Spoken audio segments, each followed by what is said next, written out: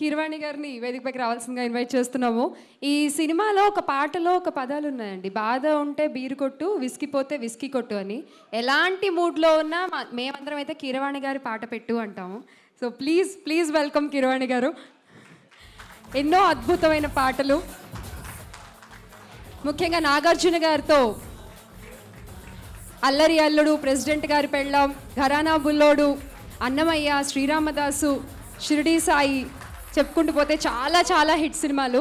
And మళ్ళీ ఇప్పుడు నా సామిరంగా సార్. అందరికీ నమస్కారం అండి. ఏ సినిమా సక్సెస్ అయినా నిర్ణయించేది బాక్స్ ఆఫీసే, అది అందరికీ తెలిసింది. కానీ ఈ సినిమాకి మాత్రం ముఖ్యంగా నేను కంగ్రాచులేట్ చేయాల్సింది ప్రొడ్యూసర్ అండ్ డైరెక్టర్ని.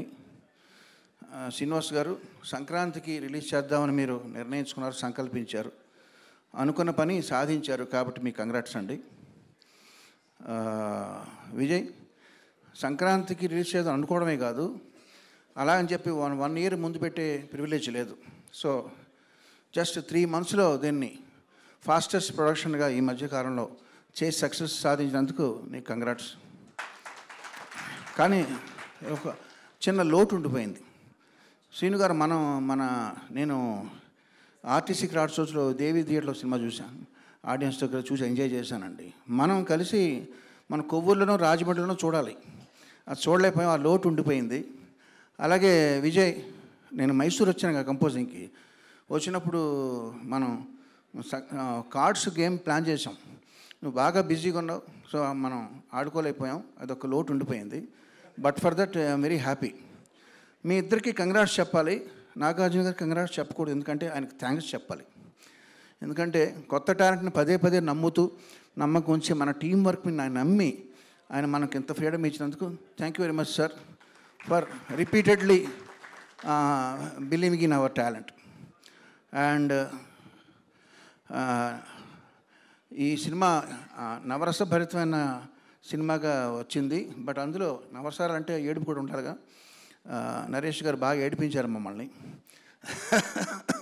ఏడిపించడం అంటే నిజంగా అంత సెంటిమెంట్ మీ వల్ల సాధ్యమైంది అది.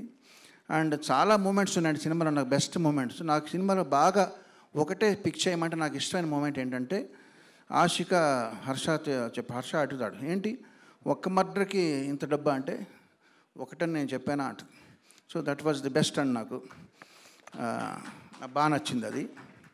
ఇక చంద్రబోస్ గారితో నా అనుబంధం ఇలాగే కొనసాగాలి మీ విషెస్ ప్రకారం నరేష్ గారు.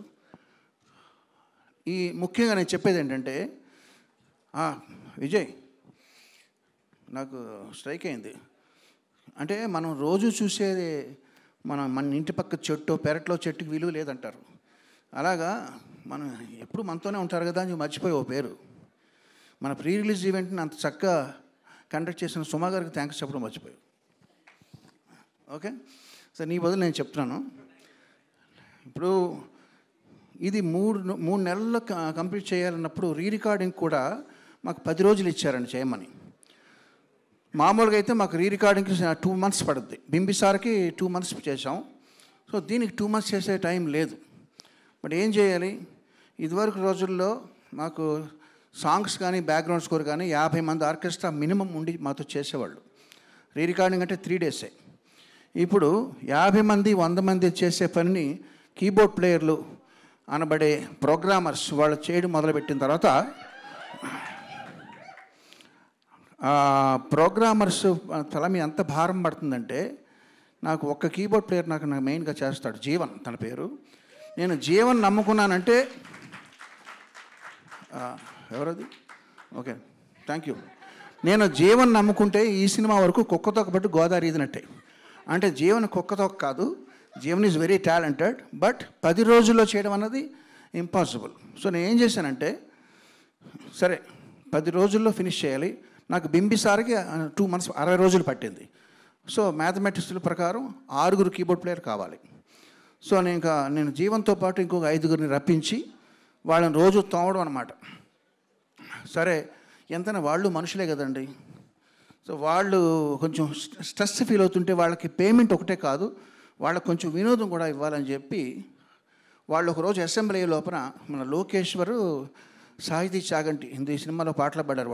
వాళ్ళని రమ్మని ఒక కామెడీగా వాళ్ళని పొగుడుతూ ఒక వీడియో రికార్డ్ చేసి వాళ్ళకి చూపించాను. ఏదో పని ఒత్తిడిలో వాళ్ళకి చిన్న రిలీఫ్ అనమాట. సరదాగా మీరు ఆ వీడియో చూసి మీకు ఇప్పుడు అది విజయ్ చూపిస్తే సార్ మీద రిలీజ్ చేద్దామండి, మనకు ప్రమోషన్ బాగుంటుంది. బేబీ ఇది మన పర్సనల్గా చేసుకునేది, ఇది వద్దు అన్నాను. బట్ ఇప్పుడు సక్సెస్ అయిన ఆనందంలో ఆ వీడియో మీతో షేర్ చేసుకుంటున్నాను. Thank you very much.